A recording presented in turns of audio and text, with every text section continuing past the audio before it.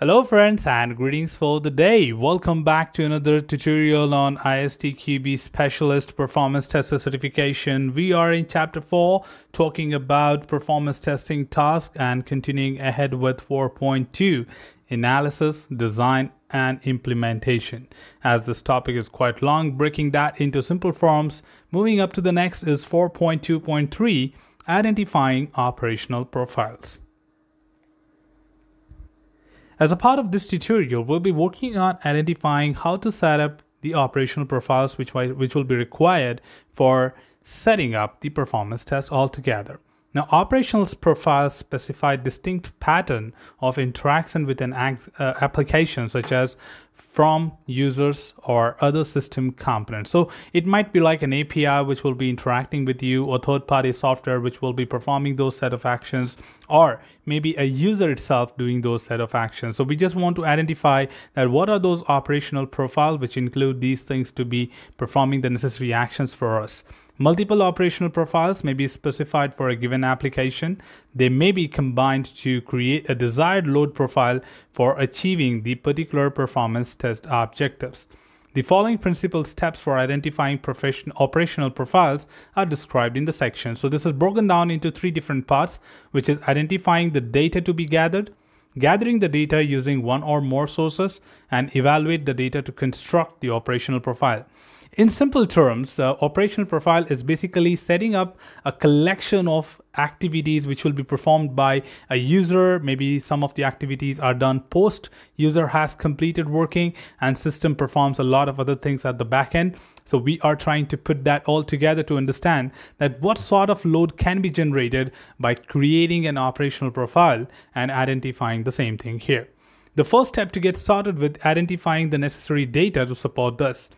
Now, where users interact with the system under test, the following data is gathered or estimated in order to model their operational profiles. What are they? Different types of user personas and their roles, like what will be the different types of user profiles who will be working on the system. Sometimes it's administrator, sometimes it's just a user, sometimes it's an end user who will be working from a different perception to work on it, which includes standard users, registered members, administrators, user group with specific privileges. The second thing is different generic tasks performed by those users and role. That means what are the capabilities of the application to allow these users to perform as an action on the application. Now this includes browsing a website for information, searching a website for a particular product, performing role-specific activities. Note that these tasks are generally test modeled at a high level of abstraction, that is at a level of business process or major user story. So these are not something which are very detailed. It's just that at a user level, someone is trying to book a flight, someone is trying to book a ticket. On the other hand, there is a call center guy who's taking care of modifying the resources, modifying the tickets based on a call request. So he is simultaneously accessing the system. So understanding those personas and the activity being performed by these users should be considered as a part of the data to be used for the operational profile. Also, to add estimating number of users for each role or task per unit of time over a given time period. This information will also be useful for subsequently building load profiles. Now, of course, we understood that who will be performing it based on the persona, what are the actions which they will be performing, and what will be the count of it. Number of users doing that simultaneously will help you to set up the entire data which will be required for you to identify the operational profiles. Further, to add how to go ahead and gather these data to fulfill the need of identifying the data. The data mentioned above can be gathered from a number of different sources. So of course, there are various sources to collect this. For example, conducting interviews or workshop with stakeholders. Now, on any sort of stakeholder, it could be a customer, it could be a business user, it could be a business analyst, such as product owner, sales manager, and any potential end user if you have access to. Now, asking them would definitely come to know that what kind of activities will they be performing and understanding what count of people will be doing that. This discussion often reveals the principal operational profile of users and provide answers to the fundamental questions like who is this application intended for altogether? Like, will we be mostly used by the administrators or back office people, or maybe the end users mainly, and will they be working all simultaneously as well? The next thing here to talk about is functional specification and requirements are a valuable source of information about the intended usage patterns, which can also help identify user types and their operational profiles. The requirement generally consists of that information what you may need to have. So one is, of course, interviewing to interrogate and come out with a lot of other possibilities, but sometimes our requirements are limited with those information. So interviewing could add a lot of value there. If in case you don't have requirements documented properly, then of course your interviews will only be the option. Now, where functional specifications are expressed as user stories, the standard format directly enables the type of users to be identified. And similarly, UML use cases diagram and description identify the actor for the use case. So use cases, again, we have learned this in foundation level syllabus, that what exactly a use case stands for. And use case can give you a real-time scenario between the user and the system, and can definitely help you understand that who is this user and what is trying to do with the system, and can help you to derive those data which are required for the operational profile. Also, evaluating usage data and metrics gained from similar type of applications. If you do know any application which is exactly the same what you're trying to make, or something similar to that, can at least give you some estimated outcomes that what exactly is the operational profiles required for this.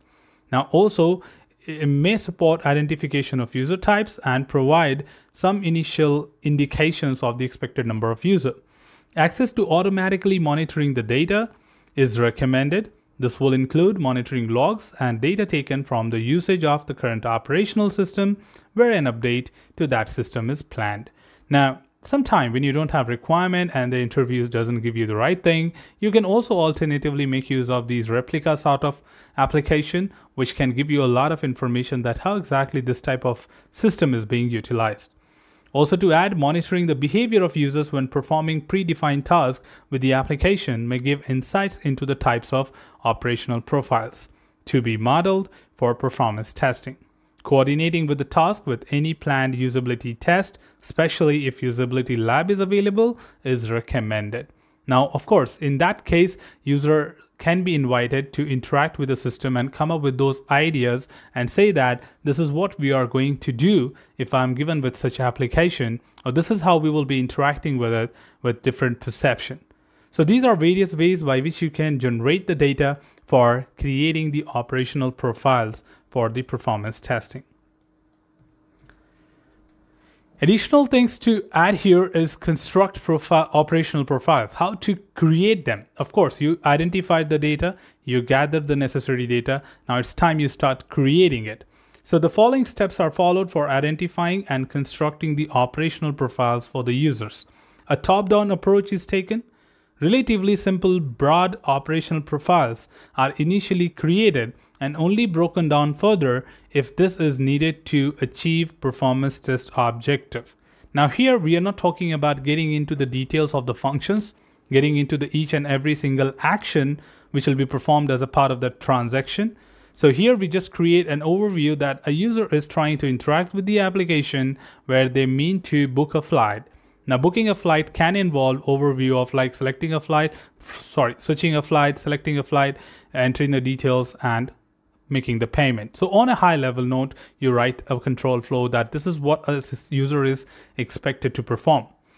Particular user profiles may be singled out as relevant for performance testing if they involve tasks which are executed frequently, require critical or frequent transactions between different system components, or potentially demand large volume of data to be transferred. So understanding in a deeper dive that what kind of other supporting things will be required in terms of these profiles.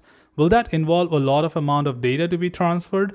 Will that involve any sort of interaction between multiple systems? For example, if we talk about booking.com, no matter what you do, but you do interact with a lot of external applications to gather the data.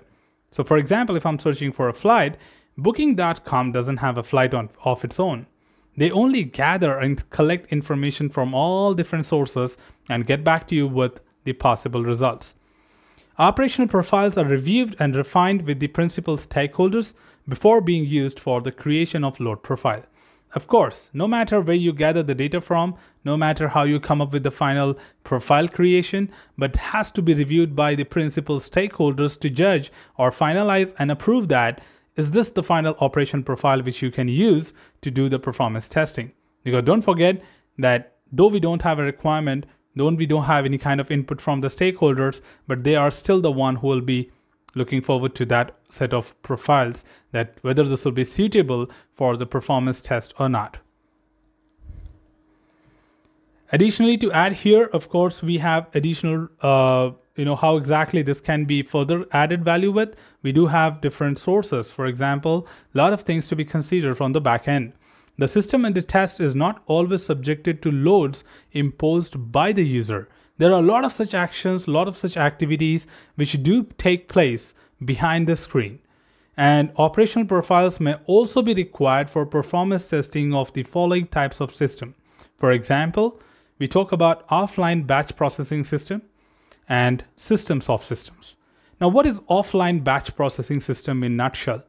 This offline batch processing system means that, for example, if I go to a particular website to search a flight and book a flight, though the flight is booked, but there are a lot of things which gets generated at the back end by the system for the owner of that particular web page or maybe that flight. So they will have a lot of account created for the user or maybe entry created from that particular date, entertaining the flight number and a lot of other things which will be embarked, what sort of payment option this guy has used, what payment gateway this person has used to make the payment. Now that is all useful when you cancel the flight and look forward to a refund. So of course the same path will be used. So if that particular detail is not created at the back end, then of course those things will never exist. And we just feel that, okay, we made the payment, we are done. But of course at the offline batch processing system, these other things gets happening once you complete your work. In fact, if you talk about a lot of other examples like working on a trading system, you do invest some money and the system just says, okay, use this credit card to collect the money from the user. But the system keeps working on this, that this person paid so much, we are investing so much, this is our commission, auto calculation. And then again, when somebody withdraws the money, auto calculated to get the commission is deducted, then the rest of the amount goes to the person's account. So there are a lot of other automated activities which happen without the interaction of user, and that's what you call it as offline batch processing system. So here the main focus is about the throughput of the batch processing system. Like means, is that something where the activities are more compared to a user interaction? What is the throughput? Number of transactions per unit time. Now total number of transactions per unit time will give you the throughput. Now, it could be possible that user just performed one transaction, but just because of one transaction, there are 5 other transactions which are taken place by the offline system. Okay, the offline batch processing system. So that's where I need to consider them, that it's just not one transaction at this point. There are actually 6 transactions where 5 are from the offline batch processing system.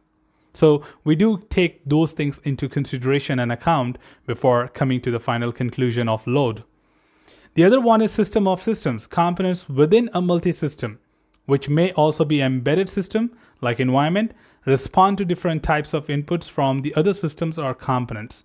Depending on the nature of system and the test, this may require modeling of several different operation profiles to effectively represent the types of input provided by those supplier systems.